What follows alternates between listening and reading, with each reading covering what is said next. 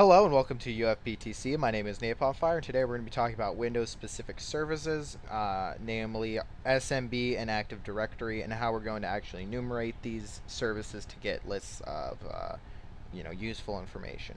So the first one's SMB, and this one is one you're going to see a lot since it is open by default by Windows machines. All Windows machines run it.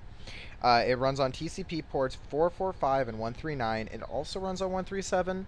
But I've never personally really seen it do it. And UDP is 13. It also runs on UDP 137 and 138.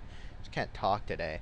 Uh, so what SMB is able to enumerate for you is it's able to get the list of users, groups, shares, the password policies of the system, printer information, OS info, and all of that can be got sometimes through basically logging in as guest.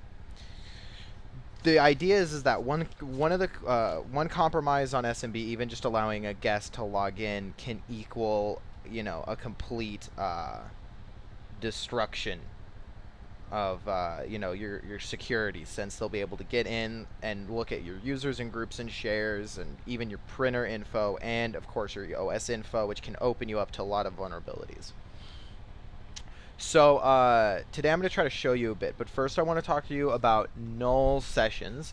So null sessions are something that was an issue on older Windows distros like XP and before.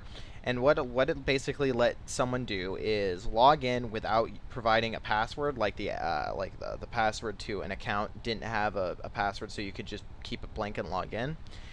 And so by allowing that, you allow someone to log in directly into your computer through your account and cause issues. So that's just something to keep in mind.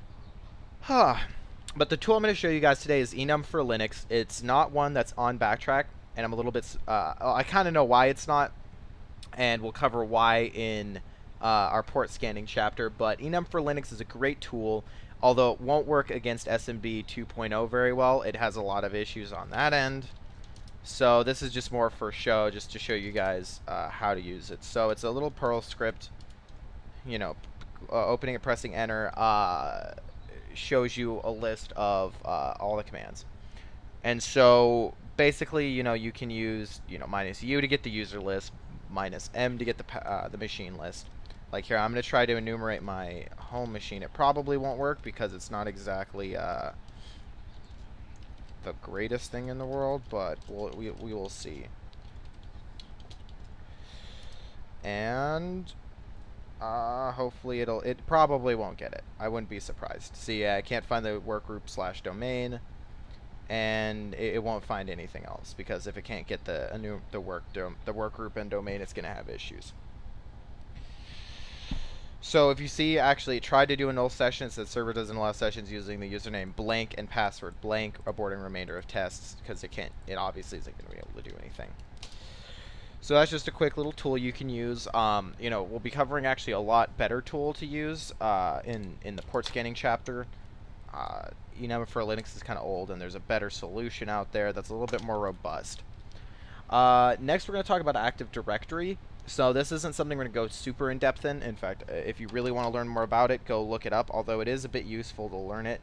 I just don't have a Active Directory server running up right now, so I can't actually do any sort of demos for you guys, unfortunately.